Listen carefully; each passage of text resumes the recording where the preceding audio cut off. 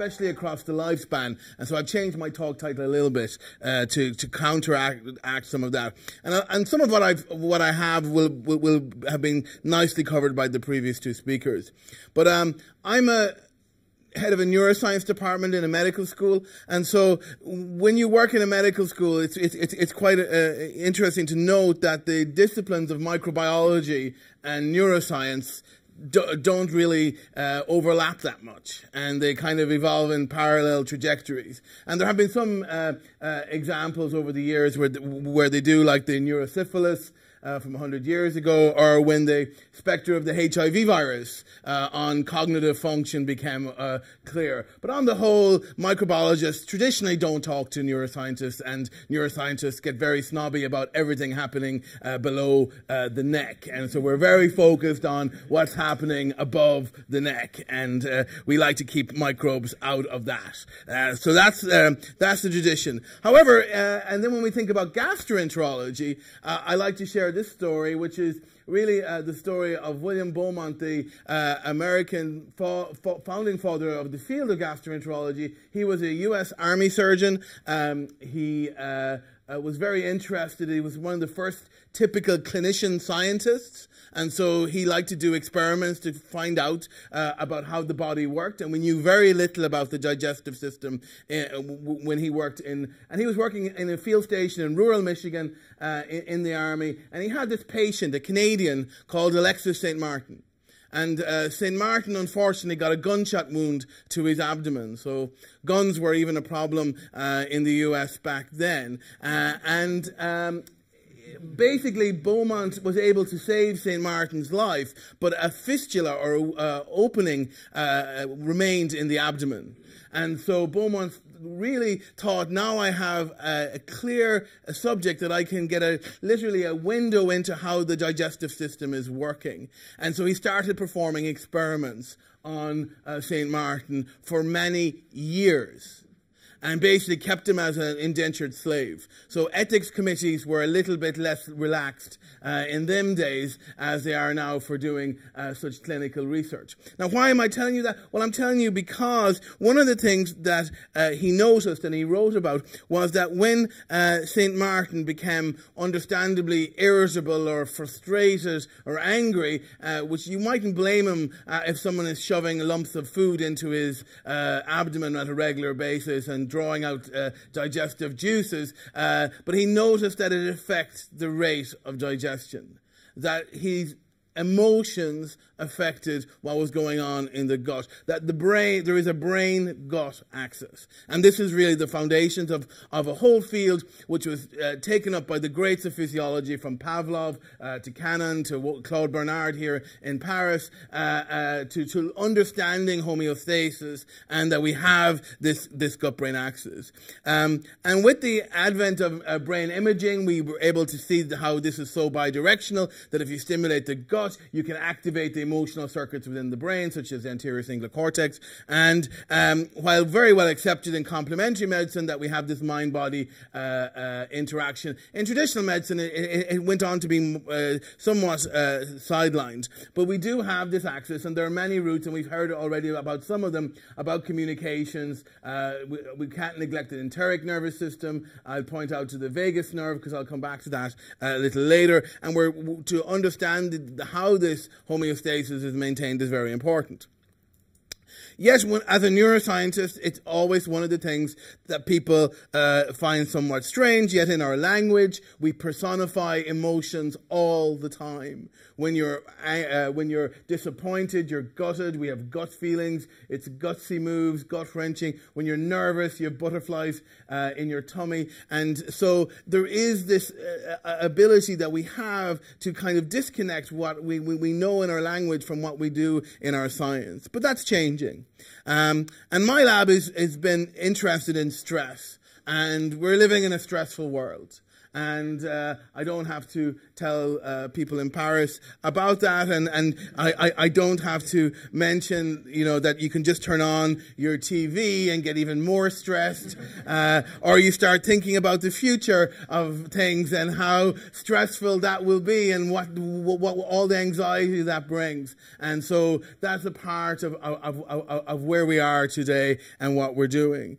And what's important when we talk about stress is that stress will have different impacts across the lifespan. We've been very interested in the perinatal period, and not just in terms of mental health, but all aspects of health. It's quite clear that that stressful life events predispose to many disorders, and we're trying to understand the impacts of stress on the brain and on the HB axis, both in the perinatal period, in adolescence, and in aging, which is quite a neglected area in the stress field generally, and one that we think should get more attention. And when we talk about stress, I really like this quote from Hans Selye, the father of stress research, because he says it's not stress that kills us, but it's our reaction to it.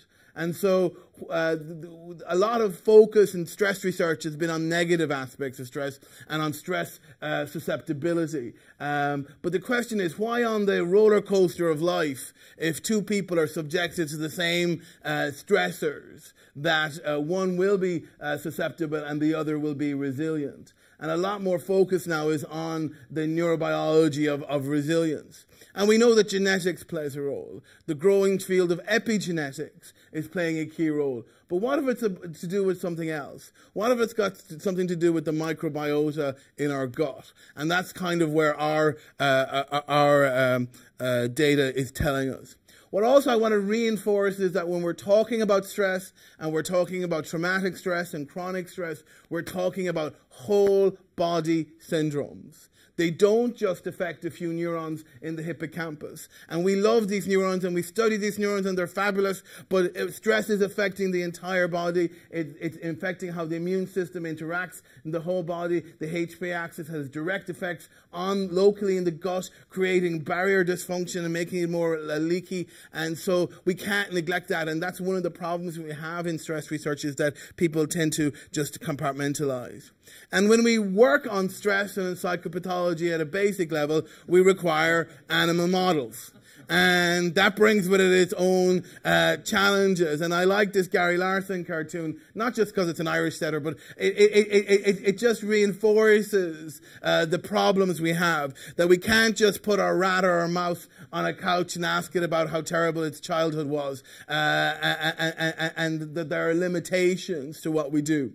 That said, we do know that many of the key circuits in the brains of rats and mice have been evolutionarily conserved to humans, and courses, circuits underlying fear, reward, etc. So we can use mice and rats with some level of confidence. And a number of years ago, Siobhan O'Mahony, a PhD student then in the lab, together with Ted Dine and myself, were looking at a model of early life stress in rats. And in that model, we basically take rat pups from their moms from postnatal day 2 to 12 and allow them to grow up. And when they grew up, they had a whole slew of different behavioral and physiological changes: increased abdominal pain, HB axis activation, a pro-inflammatory phenotype, behavioral changes, and changes locally in the gut. And just as a kind of a look-see experiment, using techniques that are embarrassing to show in front of Joelle today, but we just decided to look, well, what happens to the microbiome in animals that were stressed early in life? And what we found was that there was a reduction in the diversity of adult animals that were stressed early in life. That there was a signature of this early life trauma that persisted in the microbiome. Now, this could be epiphenomenological, it could be due to many things, but we were quite interested and it started us on this journey about stress affecting the microbiome. And more recently, using better techniques, we have gone back further and looked at prenatal stress in animals. And this is rat pups that where the moms were stressed. When the pups grew up, we looked again and we were able to show changes in the microbiome. microbiome that correlated with changes at the HP axis and even correlated with physiological changes in respiratory function. And it's quite intriguing data.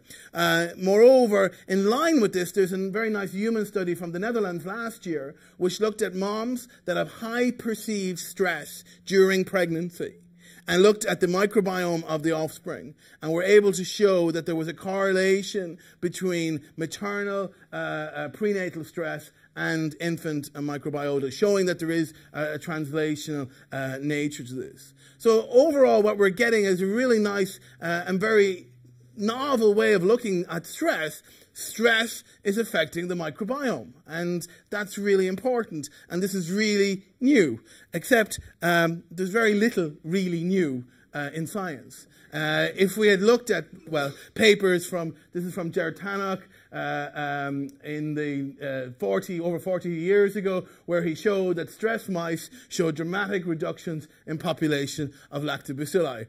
More or less ignored because it was in an immunology journal. And this isn't one of the things about this whole field is that discipline barriers are being broken down. And that's very important because why would a person in stress research in 1970 be reading about infection in that way? But what it's telling us is that there is something really cool about how the microbiome could be regulated by stress. I won't labor on this. It's been covered very well by Joël, that we are living in a microbial world. I have to tell you that we are 99% or more microbial in terms of genes. It's illegal of me not to. In terms of the neuroscientist, your weight of your microbiota is about that of your brain, so about 3 pounds, which is somewhat humbling to think about. And if I just wanted to point this out because if I'd given this talk a few months ago, I would have told you that we're about 10 times more human cells, microbial cells than human cells. But this field is all changing and technologies are moving. And so this paper came out in Cell in January and basically says that we're about 1.3 times more microbial than human.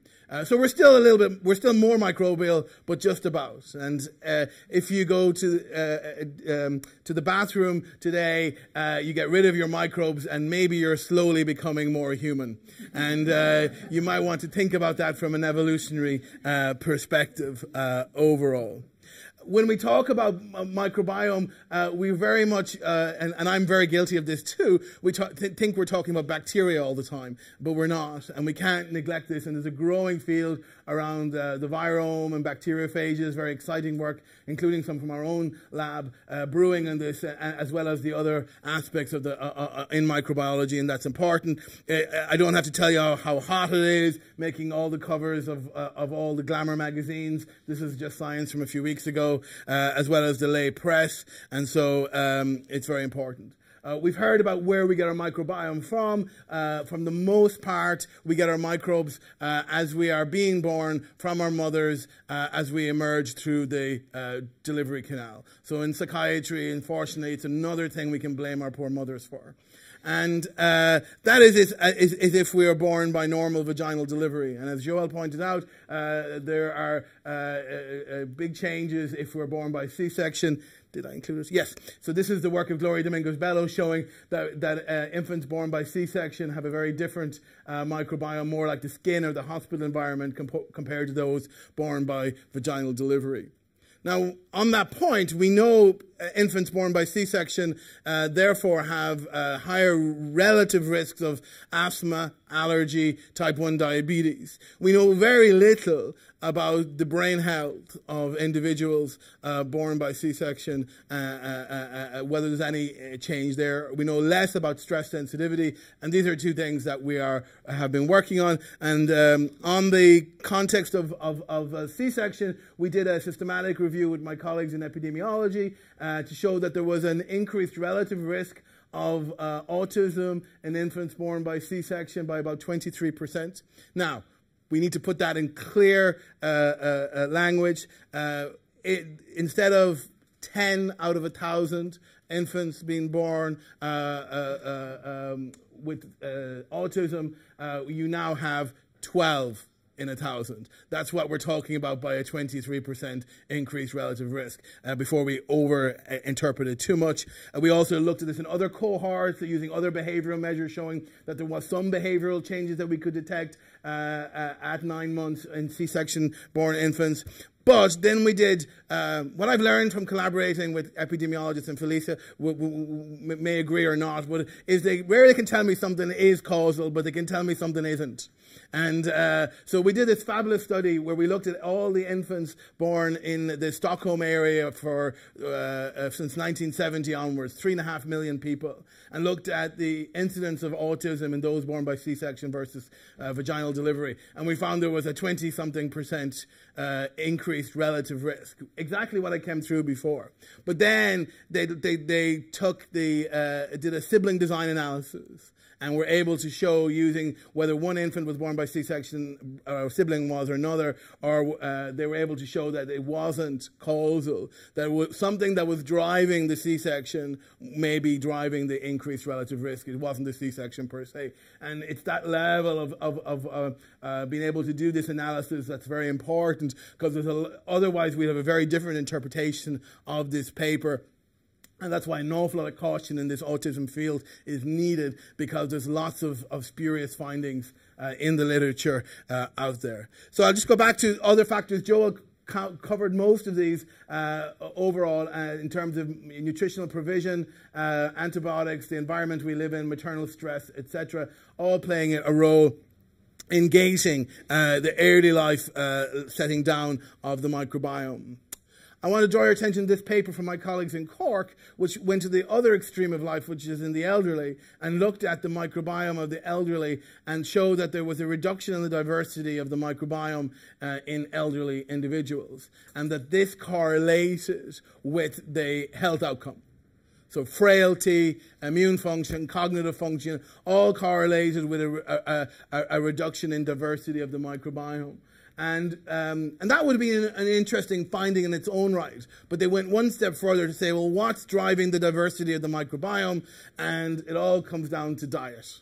So we have a diet, microbiome, health, access in relation to it. And while this is at one extreme of life, it also applies to normal populations as well. And we need to be able to understand that the more diverse the diet, the more diverse the microbiome, the better the health outcome, and perhaps the better the brain health outcome, and maybe the better way we were able to deal with stress, although we need a lot more data to support, evidence-based data to support that. We've been interested in stress and aging overall, and in doing so because we know in aging we have this inflammation going on, this inflammaging, but now we've positioned the gut-brain axis at the center of that in terms of helping to drive that, but also in terms of what stress is doing, adding fuel to the fire of aging and giving rise to cognitive impairment, anxiety, depression, and social isolation, which are quite difficult to treat and manage in elderly populations. And indeed, when Science last year had an issue on why we age, they also included the microbiome as part of this. So we're beginning to see a whole brand new field emerge in terms of how we get a biological basis of aging now, maybe through the microbiome.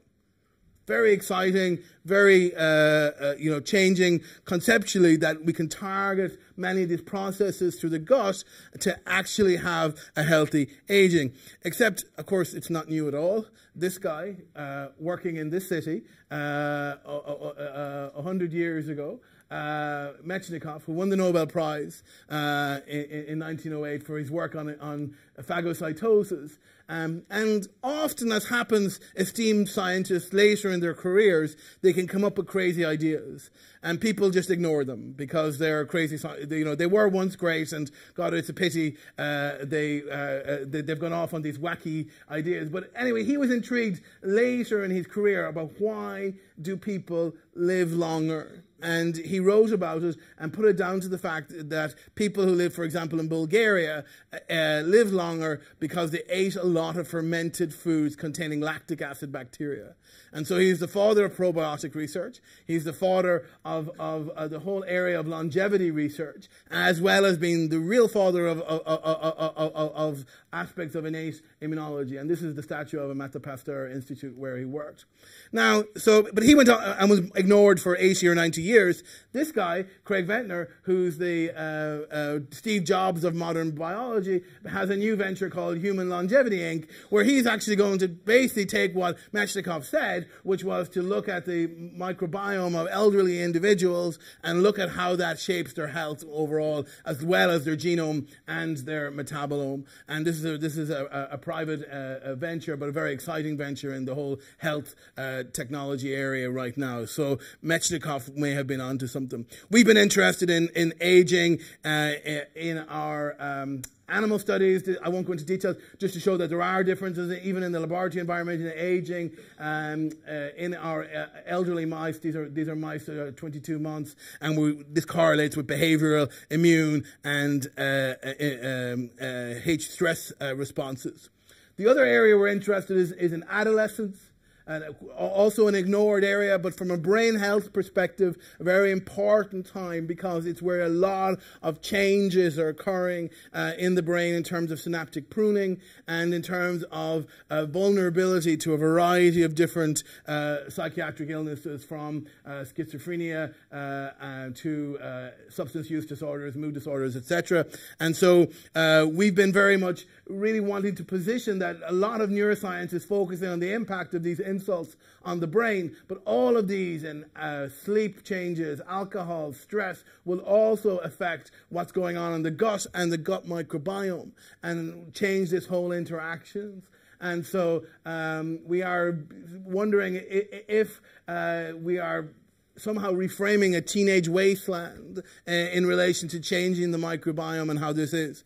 And we're developing, this is just some data we have from BBI last year, where we depleted the microbiome during adolescence in animals, and we found that there was a change in anxiety behavior and in cognitive behaviors in males, but not females. Sex differences emerging in adolescence. And the big question in the field is how. How can microbes in the lumen of the gut signal to the brain? And Aletta very nicely summarized some of the immune pathways and other pathways. We know the vagus nerve is important. We know some of the metabolites, such as short-chain fatty acids, are very important. And we're slowly beginning to work this out, but we've a long way to go. And it's a big open question mechanistically in the field. We require models to look at this, such as germ-free animals, infection studies, probiotic studies, antibiotic studies, and we also heard about FMT, fecal microbiota transplantation. A number of years ago, we did what I think is every parent's worst nightmare experiment, which is to give young, this is pups, rat pups, antibiotics early in life, and see what are the long-term enduring effects of early life exposure to antibiotics when these grow up. And when they grow up, the microbiome has resolved. So we're testing them when they have a normal microbiome, but we've changed the microbiome early in life. And the good news for parents is there was no major change in cognition, anxiety, stress response, immune response. But what we did see was a really profound and reproducible change in abdominal pain measures. So the wiring of pain pathways has been altered early in life, and through microbiome-based changes that gives rise to this abdominal pain. And we know abdominal pain is a core symptom, for example, of infant colic. It's also a core symptom in adulthood of irritable bowel syndrome. But the interesting thing to show is that if we looked at these animals and looked at their microbiome, we would say there's no difference. So the microbiome is not involved. There's no difference, the microbiome, but the point I'm making is the microbiome was involved, but it was involved earlier on in their life and during a critical window and changed the wiring of brain pathways. And so when we do these cross-sectional studies in humans, we need to be very careful when we make assumptions that if there is no change, doesn't mean that there wasn't a change in predisposing, especially in relation to brain health and mental illness. And that's an important point for us to make. We've already heard about from Joel about Marty Blazer's thesis around the missing microbes, and basically it's the same idea. He's fed mice, in this case, antibiotics early in life, and they develop a long-term metabolic phenotype and propensity to obesity in adulthood. So we're knowing that there are early life manipulations in the microbiome can have long-term enduring effects that are very important. The concept of being germ-free is something that has, taken society's interest for many years. This is a sci-fi magazine from 90 years ago showing a germ-free person there. But the advent of germ-free animals really allows us to test this, whether the microbiome is playing a critical role or not. And we've been using germ-free mice. And it's very important. They have very limited clinical correlates. The only one that you can make up, come to is the boy in the bubble from the 1980s. But what they're very useful for is answering questions. Is the microbiome involved? Yes or no? So we're able to get really fundamental answers to the questions, especially around brain and behavior. And they've helped us do that over the years. And the paper that really set this whole field is from Sudo's group in Japan, not published in a glamour journal, in a very important journal, the Journal of Physiology, but it's a really critical paper which showed that in these germ-free animals, they have an exaggerated stress response in relation to the HPA axis. Moreover, when you put a single bacteria back into these animals, a bifidobacteria, they were able to reverse this phenotype.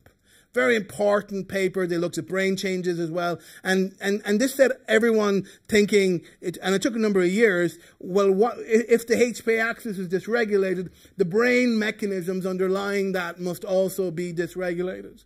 And of course, when you come up with an idea like that, other people come up with it around the same time or before and publish before you, but that's just science. And what's really neat is that we all found the same thing, which is rare in behavioral neuroscience. And this is the work of Rochelle Heitz and Sven Pedersen at Karolinska and Jane Foster's group in McMaster, and our own group here in Cork. Just it's cut off at the bottom. It's Gerard Clark leading this effort. And all of us found that there was a change in anxiety behavior and change in key genes involved in neurodevelopment in these germ-free mice.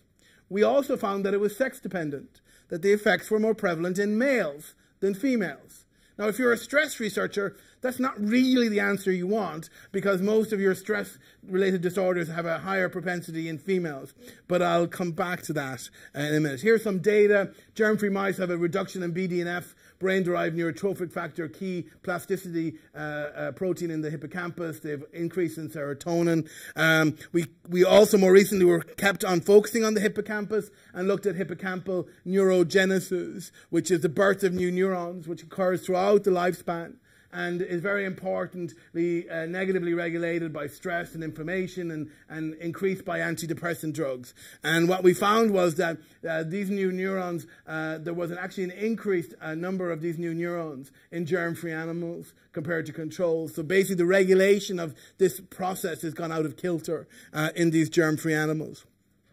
Switching to the amygdala, which is a key area involved in anxiety and fear, we were able to show, and this is just published this month in the European Journal of Neuroscience, that there's an increased volume, increased spine density. When we looked at the morphology of these germ-free animals, very different morphology and may link to some of the social and anxiety phenotypes.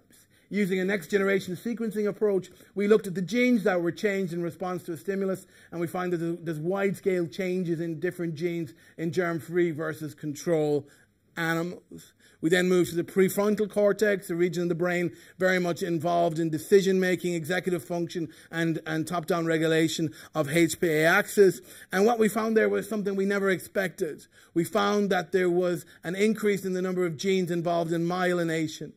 And as you know, myelin is the insulation on our nerve cells. And when we looked down the microscope, we were able to show that there was hypermyelination in germ-free animals. Now, in biology, we don't have that many examples where we have hypermyelination. In disorders like multiple sclerosis, we have demyelination occurring in the brain. But this is the first time you're linking gut microbes with changes in myelin processes that are very important during neurodevelopment, especially in autism and schizophrenia, as well as MS. Other people have worked on the blood-brain barrier in germ-free animals, showing that if you don't have microbes in your gut, you have a much leakier blood-brain barrier, as shown here. And more intriguingly, by putting a single strains of bacteria that produce short-chain fatty acids like butyrate, they're able to reverse this phenotype. And this is the work of Sven Pettersen and Karlinska. And this paper is really important for the field. It's from Marco Prince's group in Freiburg in Germany last year, where they showed that the activation state of microglia, the brain's phagocytes, the macrophages that are so important for neuroimmune function, are completely under the regulation of the microbes. This is germ-free versus control, but they did equally elegant experiments with antibiotic treatment, and they were able to show they were able to reverse this phenotype by supplementing with short-chain fatty acids in the diet. And so it's interesting because Metchnikoff discovered the macrophage, and microglia are the brain's macrophages, and we know they play a key role in aging. And so maybe Metchnikoff was actually onto something indirectly through his work on the macrophage. And what we're beginning to really come up with is an idea that we can target the brain and these microglia in the brain by targeting the gut. And indeed, Aletta shows some nice experimental data to support that concept as well through the prebiotic approach. And we could dampen down neuroinflammation and neurodegenerative disease through this way. Now, this will need further validation. I don't need to talk about autism too much because we've already heard a lot about it. It's very much associated with gastrointestinal symptoms and is much more prevalent in males than females. We were interested in what happens to these germ-free mice. And mice, like humans, if you give them the chance to spend time with another mouse or an empty chamber, they're quite social, so they'll prefer to spend time with the mouse, but not if they lack microbes. They have no ability to be able to distinguish this. Moreover, mice, like some humans, are a little bit fickle, and if you give them the chance of having a new playmate, or one that they're familiar with, they'll gravitate towards the new playmate. But again, if they're germ-free. So some of the core symptoms of autism, including repetitive behaviors, are also seen in these germ-free animals. And this, coupled with the papers and the excellent work from Aletta's group in Utrecht, from Elaine Chow and Sarkis Mazmanian in Caltech, and this very recent paper that emerged just a few weeks ago, showing that another risk factor for autism, which is maternal obesity, gives rise to these social deficits, are really changing the field in terms of the microbiome is playing a key role. And in both of these work, you're able to show that interventions can reverse this. And this has led people to, I think quite provocatively, but would still say prematurely, to put forward the concept that we can target autism with certain probiotic treatments. We took another view on it, and it's like, why on earth would we, as humans, require microbes in our gut for normal social interaction? And it's important to think of things in an evolutionary context. And so, together with Roman Stilling, a postdoc in the lab, we started coming up with some ideas. Well, if we're in a social group, microbes get passed on, and it's good for microbial fitness. And so you can come up with ideas around that. And I collaborated with an evolutionary microbiologist at Vanderbilt, and I said that to him, and he basically told me that I was completely wrong. And it's nice every now and then to be told you're wrong. And the reason I'm wrong to think like that is that we have to remember that the microbes were there first.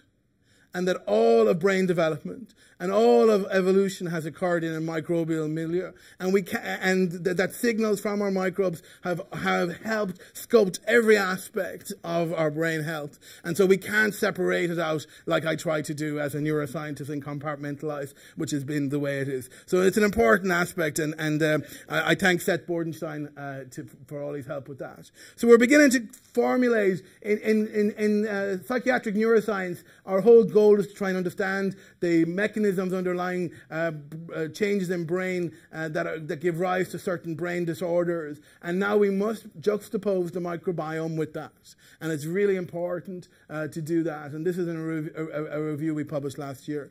And where we're going with this is it's also important from understanding the interactions between nutrition and the gut microbiota and how that might be important for brain development. This is a very important and interesting framework document from Marcus Reichel, who basically has discovered the default mode network, and Jeff Gordon, the key guru of the whole microbiome field, have collaborated on this nice paper to really understand where we are, mainly in the malnutrition context, but will also have an impact on where we're going. So I've told you that stress, especially early in life, will change the gut microbiome, and that if we take out the microbiome, we change how we respond to stress, anxiety, cognitive, social changes are all gone awry. And so that led us to start thinking, could we modulate the microbiome and have beneficial effects on stress and brain health? And 5 years ago now, we did these experiments where we showed that a Lactobacillus rhamnosus had an anxiolytic-like effect and an antidepressant-like effect in these behavioral tasks in normal, healthy mice. When we stressed these mice, they had a blunted stress response. They were much more chilled out. When we looked at their brains, there were wide-scale changes in the neurotransmitter, receptors for the neurotransmitter GABA, GABA-A alpha-1, alpha-2, and GABA-B receptors. Really remarkable findings at the time, because it was the first evidence in normal, healthy animals that you could modulate brain activity in such a way. And of course, the question is, how? And so together with John Bienenstock's group at McMaster, we cut the vagus nerve as one of the key communication pathways. And to make a long story short, all of the effects that we had seen in our lactobacillus treated animals were gone. And this tells us that what happens in vagus doesn't just stay in vagus, but will affect our entire emotions. And that this is an important relay for at least this single bacteria in communicating from the gut to the brain. And the other important thing is, and this was a cartoon that the dreaded Daily Mail published around that time on our paper, but what it signifies is when we talk about the microbiome and brain, we're always talking about how positive it is and how important it is for, it's all good. And everything is good about the microbiome. And I just want to show you one example where maybe the microbiome might be bad for aspects of our health in relation to it as well. And that comes in, and it's a whole area of understanding how drugs and therapies interact with the microbiome. And many of you know in the psychiatry field that antipsychotic-induced weight gain is a huge problem. So with 1% of the population on antipsychotics, a vast majority of them gain weight, especially the atypical antipsychotics, and we have no idea. We can't, as neuropharmacologists, we can't pin it down to their mechanism. What we showed a number of years ago was that in olanzapine-treated rats, that their microbiome was quite changed. Now this could be an artifact of the change in weight causing the change in the microbiome, but we did an intervention study where we treated animals with an antibiotic, and we're able to attenuate the weight gain. So this is telling us that the microbiome is able to basically modulate weight gain. Work from Pat Sullivan's group in North Carolina showed the same in germ-free animals, and there's now emerging human data coming through showing that risperidone, for example, will modulate the microbiome in pediatric populations. So it's a growing field, and it's not just antipsychotics. Here is data from checkpoint inhibitors in cancer therapy making a lot of news. And so we're beginning to understand from a pharmacological perspective that when we talk about drug action, we need to talk about not just the kinetics and the pharmacodynamics, but also the impact it has on the microbiome, and that the microbiome can also impact how different drugs have their therapeutic effects. And this is a really growing field and one we're quite interested in. We've heard already about fecal microbiota transplantation, how important it is, how there are new aesthetically more pleasing ways of delivering this medicine, and this is a whole new field. These are the capsules. There's also programs called Repopulate, but there's very little evidence yet about FMT and psychiatry. There is one animal study from Steve Collins' group, very important study, where they looked at 2 mouse strains that have very different microbiomes and very different anxiety behaviors, and they did a transplant. And basically they were able to turn this resilient individual into a susceptible one, and vice versa. And so what this means, if it could be translated into humans, if you ever need to get a transplant, you better have a good psychological profile of your donor, just in case. This is unpublished data, or it should be soon published, where we looked at the microbiome of depressed individuals, and we showed that there is a reduction in the diversity. And then we took that fecal material and gave it to rats that had their microbes depleted with antibiotics. And we were able to transfer the phenotype. These animals had an anhedonic-like effect. They had anxiety, increased anxiety, changes in tryptophan metabolism, changes in intestinal motility, pro-inflammatory phenotype. By just taking the fecal material from human depressed individuals versus healthy controls.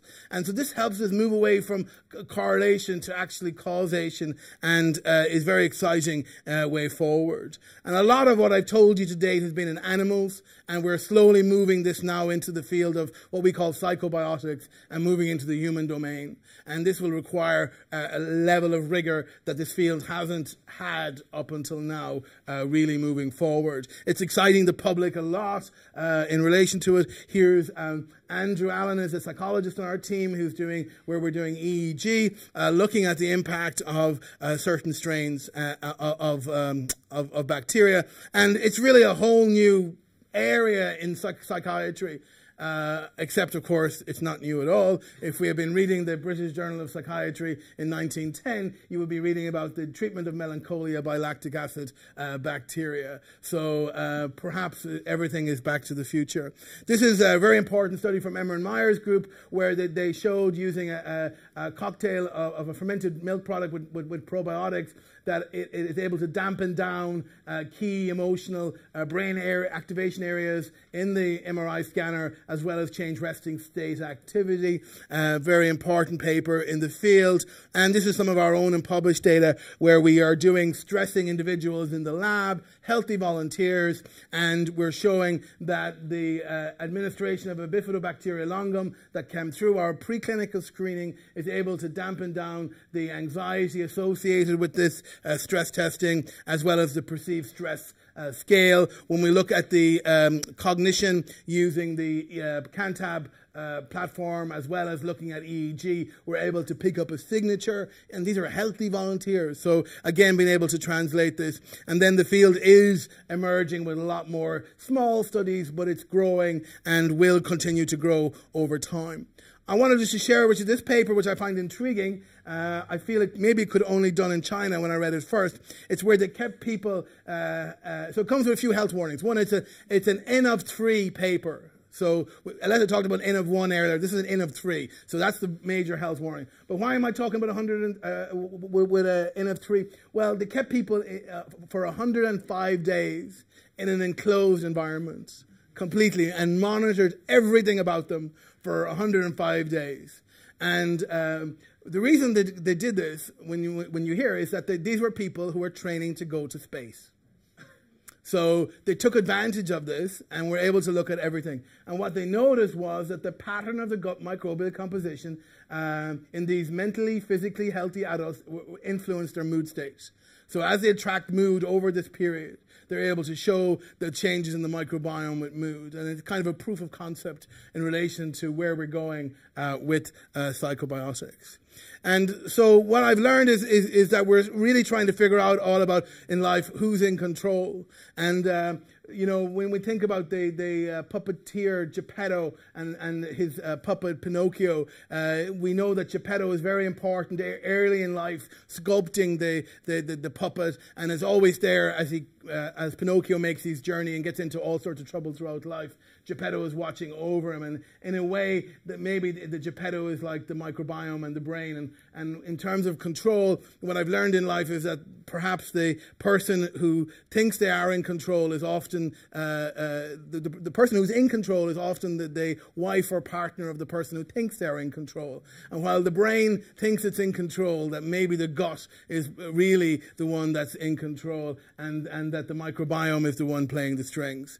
And so in the 20th century, all our focus was about killing microbes in medicine. Now we want to protect them, and Aletta showed you this schematic earlier, and that your state of gut will markedly affect your state of mind. So this is the work of a lot of people in our group in Cork. I'll give a big shout out to Ted Dinan, who's the chair of psychiatry, and we run our labs together in a translational way, our industry partners, as well as all of these funding agencies. And if any of you are ever in New York in the near future, I would recommend stopping by the American Museum of Natural History, where there's an amazing exhibition on the microbiome, and it even includes a whole section in our work on mind-altering microbes. So thank you very much.